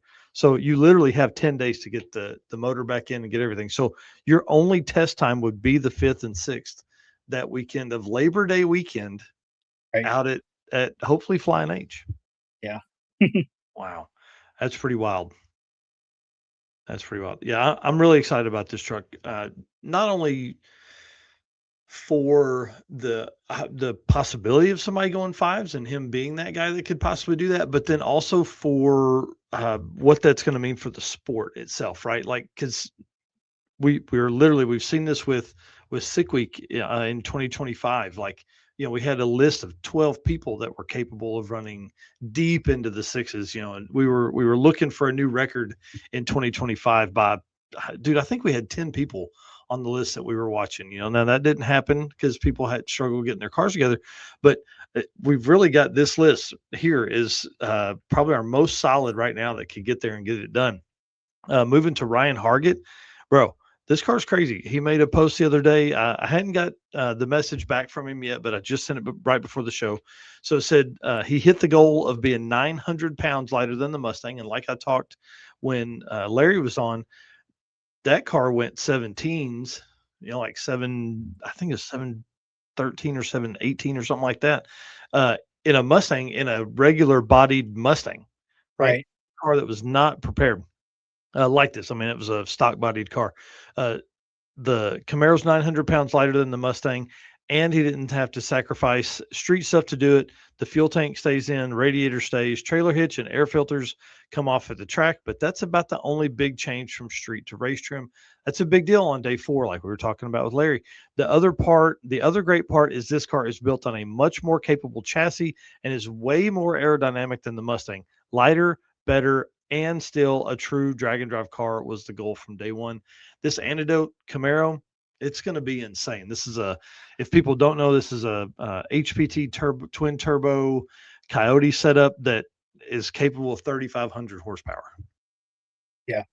This car ought to be very, very, very rowdy. And, but again, we're running into the situation. Does he have time to get the last few bits and pieces put together to get some testing done before drag week? I hope so. Yeah, me too, man. Me too. All right. And then I'll let you tell us about Ned, because this is a great conversation. Yep. Ned Dunphy here said pass number 5, density altitude currently 4,100 feet, and it's 84 degrees with 118 grains of water and full sun. Said we just went past the 660, clicked it into neutral, popped the chutes, and coasted to a leisurely 6,358 at 183. Bro, come on. That is crazy. Yeah. He sent us a message here and said, we are testing one more time on August 30th at Galat following the PDRA race and going to focus on full-length passes. So every one of his passes so far has not been a full quarter-mile pass. Based on conversations with lots of people in the know, you can subtract 6 to 10 numbers off a time slip from Bristol due to elevation. So we wanted to get down and settle in at a 395 in the 8th, which we translate to a 5-second pass in the quarter. I said for me, the biggest challenge was switching from a screw-blown car to a turbo car. It was like learning to ride a bike all over again. And then what? I was just saying that's because from difference in he raced the Pro Mod all weekend. 1 Pro Boost at PDRA, pretty badass, full field car there. I mean, that's pretty gnarly. And then gets in this turbo Viper. Yeah. I said one more note, our quickest 8th mile pass last year on drag week was a 410.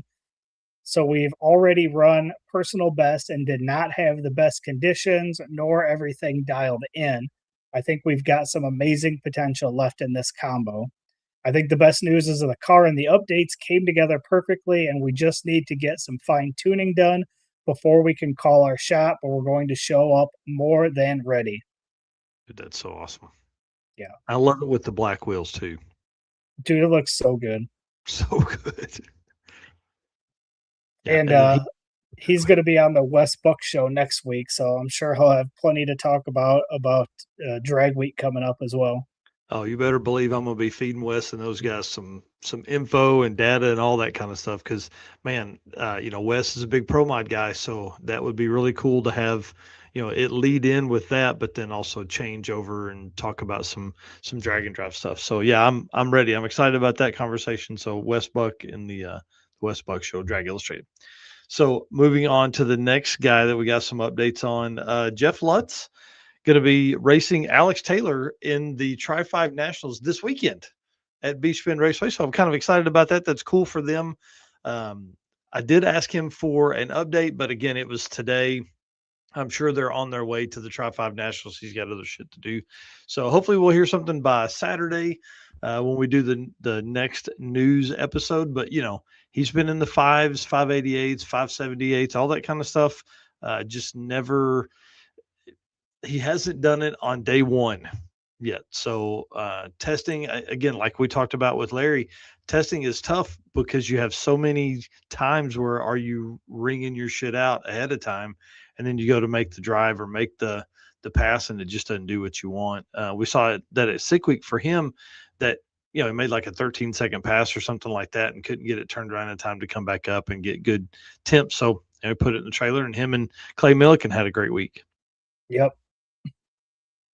All right, next up, we've got Dave Schroeder, who obviously dropped the bomb at 6 Summer. Like we were talking, 609 at Byron. He said, "We are happy with how the car is progressing, but we feel that there is still more in it, and we will be testing a few times before we attend Drag Week. Putting the gear vendor back in is very straightforward, and given it's so light and located low and central in the car, it should not require a suspension change. We added 50 pounds on the nose to get the launch right, and we will be relocating our fire bottles to the nose from above the diff so we can hopefully reduce a lot of this. We also have another kit to fire once we get the first 4 happier, which is crazy. A 5th kit. Dude, bring it on.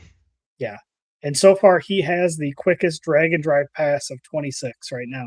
Yeah, that's pretty badass too. That's you start looking. I mean, dude, a 609's probably, that would put him, I would say, top 5 racer pass. Unique racer, probably top 10 all time pass as far as one racer doing more than one in that mix there. So pretty badass to see that, and especially I have a nitrous car, man. I sure do love nitrous stuff. If we could figure out how to get turbos to do purges, I'd be even more in. But I think you just got to mix them. You got to do nitrous and turbo stuff to get turbo cars to purge. Last car. Is that what you're telling me I need to do on the Mustang? I need to roll up and have a kit that I just purge, and then all of a sudden, turbo noises? No. You put a 50 shot in the car, and then you use them both. That's what you do. It's on the scramble button that you use every pass. All right. And then last update here, we have Bryant Goldstone. We were talking to him during the weekend at Havlik's. He had the Javelin out, and they were going through some stuff with it. I mean, the car runs good, did good, ran in the 6s consistently. Obviously, it's not right at the very front where we would expect some of this stuff, but it's definitely a great ultimate iron car. The Corvette, if you guys have been watching and listening to some stuff, he had a fire under the hood that burned into the trans tunnel, took some of the wiring out. They had that struggle at US 131 a couple weeks ago in testing with the Midwest Drag Race Series when they were up there.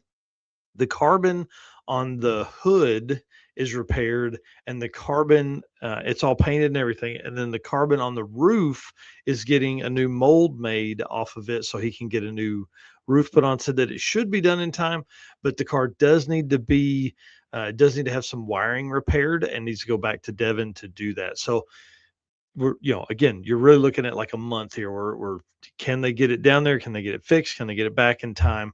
And he said, if the car's not 100%, he's not bringing it. He said, I'm ready for that thing to go real fast. So we'll see. I don't know. We've got a month. We've seen those guys do crazier things for sure, but I'm excited. Again, that's let's see, Goldstone, you've got Schroeder, Lutz, Dunphy, Hargett, and Larson. That's 6 cars right there. There's at least one other one that we have been sworn to secrecy with that could come out and do the coolest stuff ever. Schroeder says 4th quickest run, or sorry, Derek Putnam says Schroeder's 4th quickest run overall in drag and drive history, 3rd quickest driver, quickest nitrous by over 3/10. And he was probably the number 2 driver in that situation. So yeah, pretty badass, man. I love it. It's really interesting. I love the nitrous stuff. I love that they are pushing that to that level. Brian Robbins here just breaking the news that he just made it to Devon's a few hours ago. So that's okay. You're talking about how much time we got. Like that, I would assume that the roof skin can be worked on while the car is at Devon. So if he gets wiring done, we've seen Devon turn some cars around pretty quick. If he gets that wiring fixed, even say by the end of the weekend or something, and he gets it back, that's pretty good time still. That should be pretty. That should give some time because the car is proven. It's just now a matter of getting it done. And it didn't sound like we didn't go into a bunch of really hard detail on what wiring needed to be fixed, but they had a lot of the replacement hard parts like the screens and things like that needed to be done. It's just a matter of now getting in and getting it getting those harnesses rebuilt. And that's the great thing about a guy like Devon that does that stuff all the time is I'm sure that system is really modular. Like they'll be able to, that entire harness, they could rebuild that entire harness and just take it out and put the new harness in, and then Right. you go through checking all the stuff. So it's going to be really interesting. I really hope this Corvette's here. I think, again, just like 2025, I mean, Hot Rod Drag Week 2025 was the quickest drag week in history. And we're looking again at a whole other aspect here. And there's tons and tons of cars that are behind these 6 that are very, very fast, especially for their classes. I mean, we saw the Deal Brothers making comments in here earlier. The Phoenix is incredible. I don't know if they're planning to do drag week. I said I think they've got other plans for the rest of the year. So, I don't know. I'm really excited about drag week. Is all I'm saying. But we got to move on. We got to get going here. So appreciate J-Wire and all this stuff. I still haven't got the update from Jay and Brian on their Judgment Day stuff, so I'll hit them up. We'll have an update on that on Saturday. I just want to hear how their single day event went, how much fun it was. Nick Deal says chop liver. Dude, you're not chop liver. 676 at Heads Up Hustle, bro. Getting down with it. That Super Street class is nuts. Okay, we'll talk about other stuff here. Big shout out to J-Wire and all the team over there. All right, what do we got next here? It's Molly. We got Driven, and we've got yeah, lead us into some Driven stuff. And then we'll wrap up with AFCO and our Havlik's results. Perfect. All right. Well, let me get this ad read, and then we'll talk about what we've got left for the rest of the month of August. Hey, it's Brandon from Fort Smith, Arkansas here. Driven Racing Oil is a performance engine oil that can do it all. GP1 is the ultimate oil for any race or performance application. Whether launching hard at the drag strip, enduring the extreme heat of off-road and circle track, or pushing the limits in top-fueled drag boats and demo derbies, winning racers choose GP1. Compatible with engines from classic hot rods to cutting-edge race machines, GP1's unique surface cleaning and high zinc formulation ensures superior wear protection, particularly for flat tappet camshafts, while solving issues like cylinder washout with methanol and ethanol fuels. Crafted from the legendary Bradford, Pennsylvania base oil and enhanced with state-of-the-art additive packages, GP1 offers the best in protection and performance. Hey, listen, if having Larry Larson on wasn't the highlight of the night, look at this. Ned Dunphy himself said, Mike and Eric, if you guys keep hyping it up, I'm not going to be able to sleep tonight. Love the passion and excitement. I'm telling you, like, drag week is going to be incredible. I can't wait. Dude, I wish I had not worn this white shirt out here. I would probably be working on the old truck after tonight. So maybe I'll just take it off. Nobody come by the house. You don't want to do this. Is this an after-hours show now? No, we're not recording. We're not showing that one unless people start donating. Yeah, right. I'll do it for money.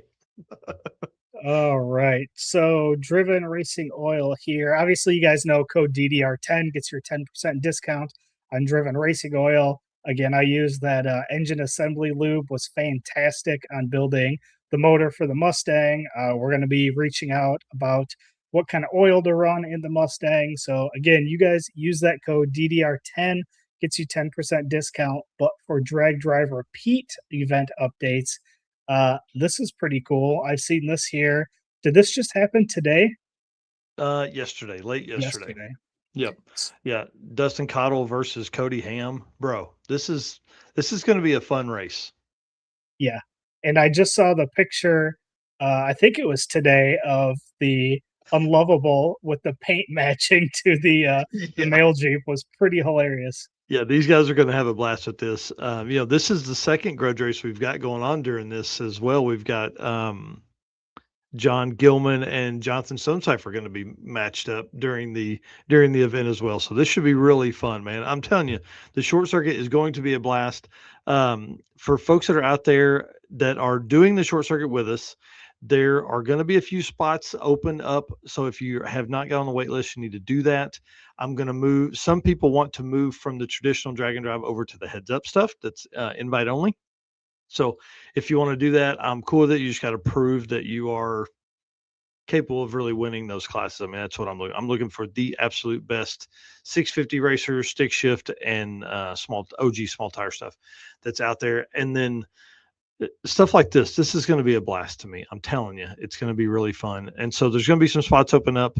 And then the hotel list, finally, dude, This really took a lot longer than I thought it was going to. I've been talking about this for 2 weeks, but the email is going to go out tomorrow with links for booking rooms and then the phone numbers that you can call for the 2 host hotels.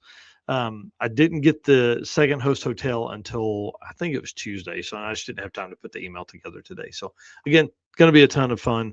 George Ray's Wildcat Drag Strip, Paragould, Arkansas. If you're not racing in this, please, man, just put this on the list to come down and watch and have some fun on that Saturday, November 7th. So it's going to be a blast.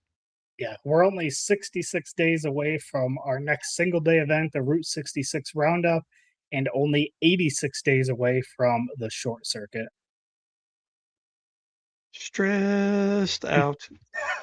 Yeah, which is crazy because the short circuit is one of it's the last weekend of our drag and drive events on the calendar, and Yeah. 86 days away. We're 3 months away from the end of the season, which is a little bit scary. Didn't we just start it? Yeah, feels Didn't we like just- it. And see, and this has been some of the fun stuff with the grudge racing. You and I were kind of messing around with our grudge race that obviously we didn't get to at Havlik's, but seeing this kind of back and forth banter has been fun. With Dustin and Cody here saying, "Look at that slow Chevy love." You really can have a lot of fun with this kind of stuff with these weekend events and grudge races and. He said he'll be seeing my taillights soon. That's funny. Big shout out to Steven Narks, man. He's built this dude, he's been putting parts together for this caddy for a while. And he decided about 2 weeks ago, he said, I'm taking the Cadillac on 2.0. So, Okay. I don't even know about a Cadillac. So, yeah. So we're gonna take some content, and then I think we're gonna let it build up and get all this content, and then drop it just maybe the week or two before Rocky Mountain Race Week, or Rocky Mountain 2.0. what So this should be what a ton kind of of fun. what kind of caddy are we talking? Oh, I'm not gonna tell you yet. Gonna have to Jeez. wait like everybody else. Super cool though, and it's right up my alley with the kind of paint that it's got on it. So it's patina, I can tell you that. Yeah. So it'll be a really cool car. It'll be a lot of fun, and should be really interesting. I mean, it's nothing wild. It's kind of in our we've got a proven combo that is going to be mirrored to run in that thing. I mean, if that tells you, kind of an idea of powertrain and things like that. So should be pretty fun. Yep. So for the rest of the month of August, we've got 3 events left. We've got the Sick Michigan Miles, which starts this Sunday at Mid-Michigan Motorplex. Day 0 is tech and testing, and day 1 racing is at Mid-Michigan. Then we have Dragway Rush, which kicks off next Wednesday, so a week from today. And then we round out the month with Cruise and Lose, which starts next Friday. Man, I really wanted to go to Cruise and Lose. Yeah. It's not going to be able to make it this year. It's too far. But I-29 Dragway, that should be a fun one. Yep. Also, I see you've got some notes here. I think we skipped over this, but the drag drive repeat updates for the World Championship points, that's going to come out this Saturday. Mm-hmm. Yeah, I really tried to get it done by the time we got to today, but I'm one event short of checking records and adding all those final touches. So, and then we're also going to cover results for Olympic Streetcar Shootout and Roadkill Nights on the news this weekend. Perfect. Yep. Well, that and puts then, us. Go ahead. hang on just real quick. We'll answer Brandon here real quick. Let me pull this up because I just had it a few minutes ago. He's asking what our schedule is like for the rest of the season. You're doing drag week and hopefully the short circuit. We're kind of trying to figure out how to do that, right? I don't remember how much vacation time you have left. Yep, my plans right now is drag week.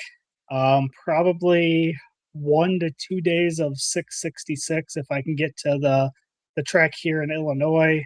Then the short circuit and PRI is kind of my plans for the rest of the season. Yeah, and that mirrors mine. Obviously, drag week, and then I'm going to do day 0 and day 1 of 666, and then I'm going to do Thunder Valley, Tulsa, and Mocan of Race Week, and then Street Need is on my list. It's a big maybe at this point. The extra money being spent for the rear end really didn't help me there, and then of course Short Circuit and PRI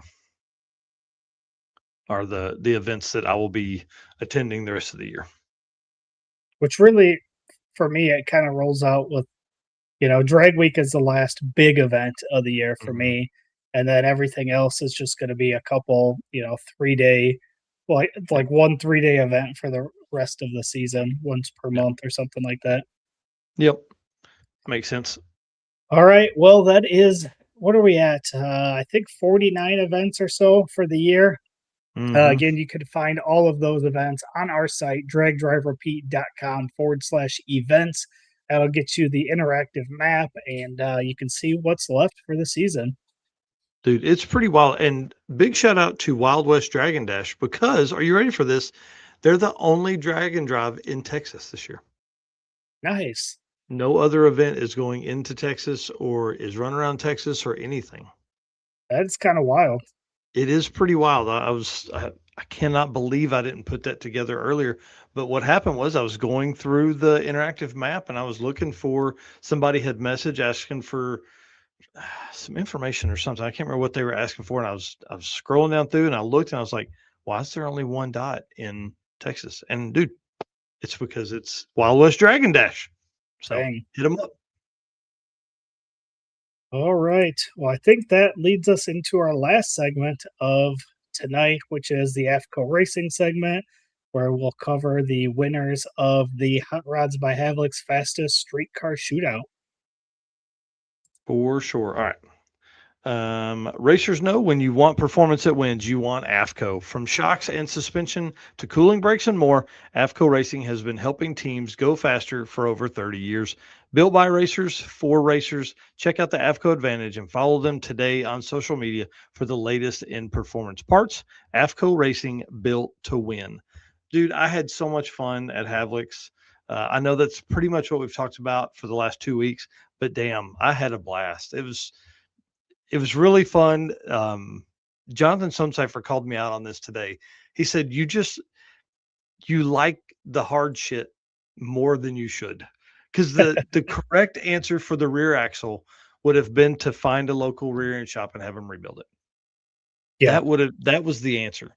Okay. But here's the thing, just like you talked about with Larry, when you're in that day 4, you just drove how many hours and that happens and Yep. you got there late, like, I'm not saying we made the wrong decision or the right decision, but like, at that point your brain is just going, what do we got to do to get this put back together, right? Yeah. And you checked measurements and everything and found a rear end that would, at the time, we thought was going to work. It was the right length and everything, and boy, it worked, but it took a lot of work for us to get that where it needed to Yeah. be. Well, and the hardest part I feel like is I had not done any of that kind of stuff in the past. I haven't done a ton of Dragon Drives, and the two that I did in the cart, both years it broke, and we didn't fix it because it was so late in the week. There was no way to get a transmission in the cart, get one pulled from a car in the cart, and back to Oklahoma City in time. So we weren't going to be able to do it there. And I don't remember what the problem was the first time. I think the first time we didn't finish because I ended up saving Jonathan Sumcipher. We had to drive back to Tulsa to get the truck and trailer. So, that first event set the tone of like, hey, but he was working on that stuff, like I was just driving, but we drove almost 800 miles that day. But it is true, like what you're saying, like I showed up late. I was already so flustered, and we had to have a plan by Thursday morning. And in the post I made, I said, "Hey, anybody got anything?" And nobody came to my, said, "Hey, won't you find somebody to rebuild it?" Because I probably would have been like, "Oh, hey, that's not a bad idea." But I wasn't even thinking that because I was immediately like, I need to find a rear axle just to swap this out because we need to do it fast. What fits? what is going to be readily available, and that's where the 99 to 06 rear end came from, because the width is right. That's the problem with that stupid truck. And I thought, man, we'll just weld some spring purchase on this thing and we'll be fine. And we weren't. Correct. So, but to update everybody that's been following that along, we have a full video that's coming out. Brian's got it's in my queue to watch tonight, to for editing purposes and all that stuff. And so once I get that done, he makes a few changes. We'll have it out. But essentially, it should have been way easier than what it was. I thought we could just weld some spring purchase on and go. Definitely not the case. A lot of shit in the way, a lot of stuff, a lot of much harder than it should have been. But since then, my brother and I have decided we're going to go ahead and run that rear axle in the truck instead of rebuilding the one that came out of it, just simply because of cost. And I'm changing over to a new frame at the end of the year, anyways. So I don't want to spend 12 or $1,500 on this axle when I can spend 300 on the one in there. So we're going to have some more footage that'll come from that. But again, here I am. I haven't worked on it this week at all because I've been trying to get caught back up and get ahead. And then tomorrow, I'm trying to get at least it pulled down to where I can get it worked on and get centered back up, get everything figured out, because shortening a drive shaft's $150 instead of having a whole new drive shaft made of $400.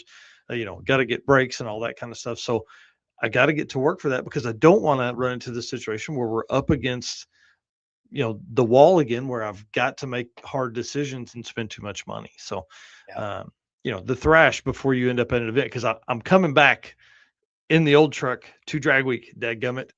That's what I want to do. So anyways, updates there. So let's run through winners of the class, and we'll kind of tell some stories about some of the drag and drive guys. I'll let you get us kicked off. All right. First class here, the Quick Performance Nostalgia Outlaw was won by Michael Stanley. And second place was Bruce Polos. I never remember how to pronounce it. Both super cool cars, by the way. Definitely love Bruce's burnouts, bro. That guy will go 600 feet. He ain't scared at all. Correct. That is 100% correct. Yeah. And then Annette Summer Racing Exhibition Shootout. Keith McCoy took the win in that one over Thomas Heatley. Mickey Thompson Tires and Wheels Pro Street was won by Glenn Hunter.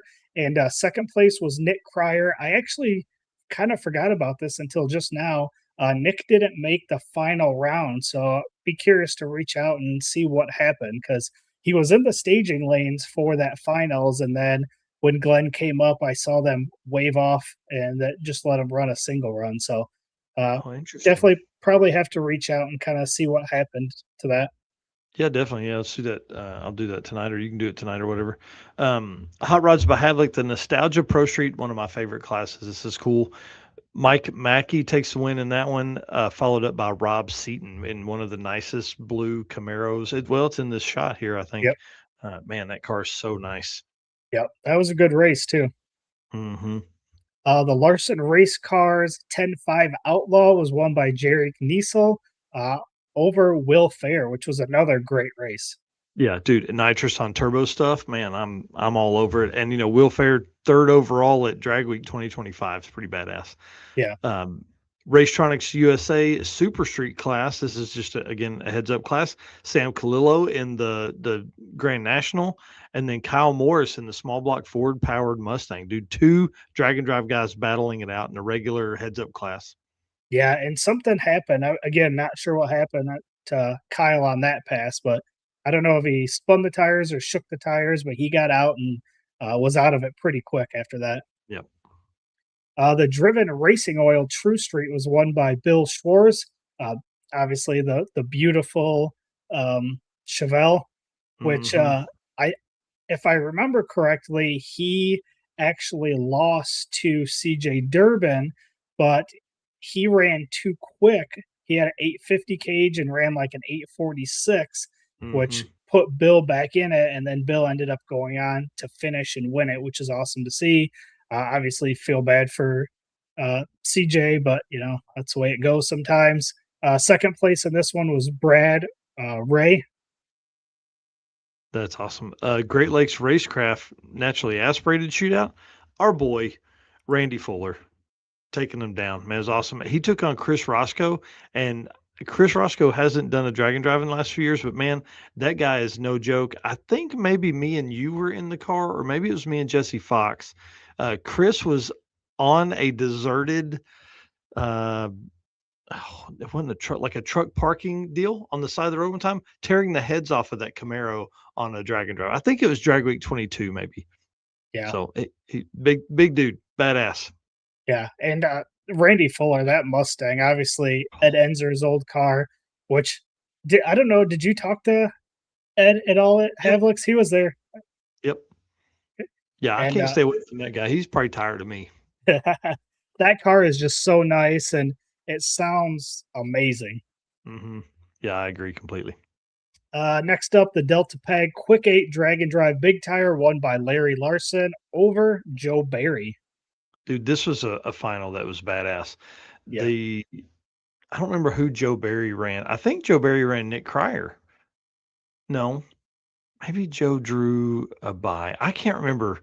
Or maybe Joe Barry raced Tom McGilton, and that's I think when Tom blew his stuff up. But this race was really cool because it was I mean, these guys are OGs. Like, Joe had done so many events back in the day. Larry done so many events back in the day, lined up side by side. I made a couple videos of it, and man, it's just really cool to see that kind of stuff go down. And of course, that's the pass where Larry ran a 620. I mean, or 617. It was badass to watch that thing go, and it just looked. I hate to say easy, but it went straight. It just did its job. Rocky Mountain Race Week Quick 8 Drag and Drive Small Tire, taken by our boy Glenn Hunter over Kyle Morris. Dude, this was a pretty good race here. Glenn, obviously the car that had the advantage for sure, out ahead by more than a second if you're looking at ETs. But Glenn Hunter took the win in that one as well. Yep. And the Drag Drive Repeat All-In Drag and Drive class. This one's kind of cool. The same two cars that were in the Larson Race Cars 10.5 Outlaw, except for they flipped places. So Will Fair won this one over Jerry Kniesel. Yeah, pretty badass. And it's cool to see our name on that too. So big shout out to the Havliks. They put on a hell of a show this time.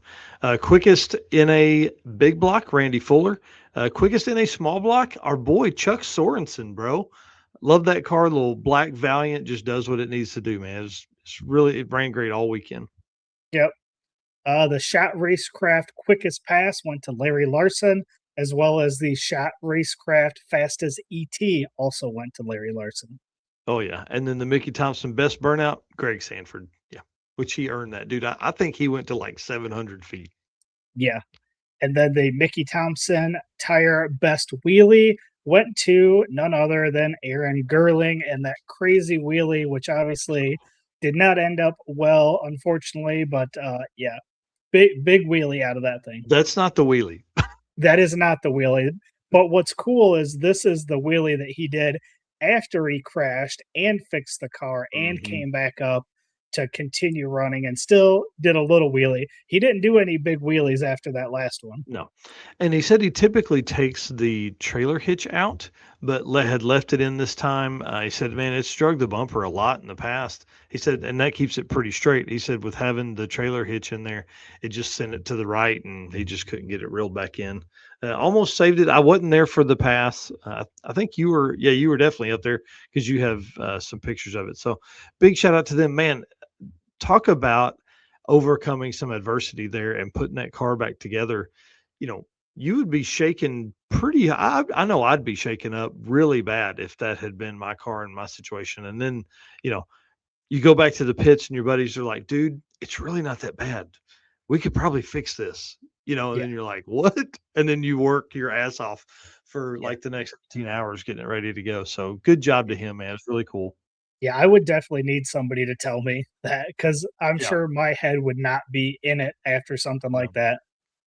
No, for sure. And they're selling shirts. So if you guys are looking for stuff, look up Aaron Gerling, Gerling.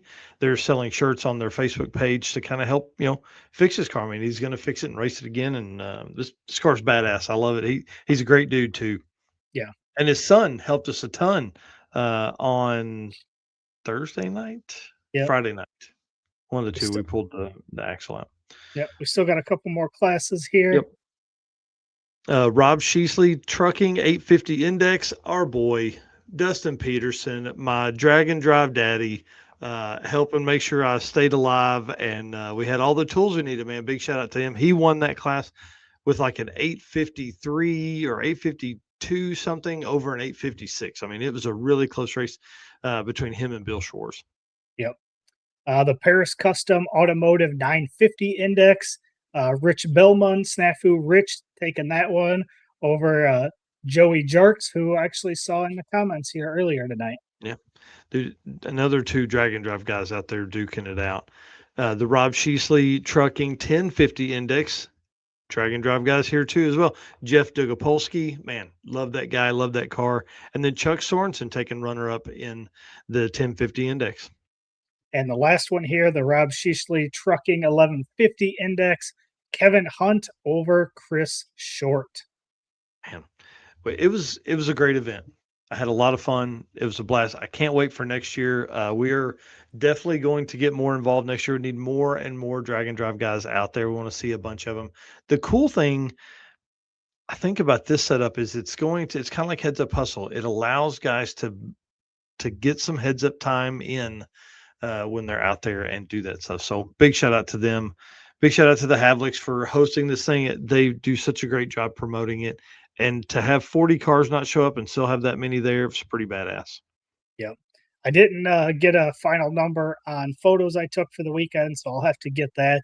I know it wasn't as much as I typically do just because of the amount of time we worked on the truck. But when it came to the final day of racing, I did leave you for a little while and let you work on it by yourself while I went and got elimination. So definitely still have a ton of photos to come. Again, I posted a bunch of teasers on my personal Facebook, and everything going forward will be posted to albums on Drag Drive Repeat. And as I complete those albums, they will go on to the Pixie Set site and will be available for purchase. So those should be coming pretty quick. I'm going to finish up Havlik's, and then I'll jump back to 6 summer photos, kind of like I did last year. Yeah. Nice. All right. Well, Saturday's going to be a great show. We're going to do Drag and Drive World Champion points updates. We're going to do Olympic Streetcar Shootout results. And we're going to talk about Roadkill Nights because if I saw the post right, Tom Bailey's won the big tire class 4 years in a row. Oh, man. So, again, I have to, go through and do all of that research, but pretty badass if I read that right. So, and then Dirty Panda says he's mainly on video. Sorry, I do need to get more pictures done. Yep. His stuff has been incredible. The editing ability he's had has been really, really good. And of course we should have day 2 out, day 2 coverage from, our Drag Driver Pete coverage should be dropping in the next day or so as well. So we've already got day 0 and day 1 out.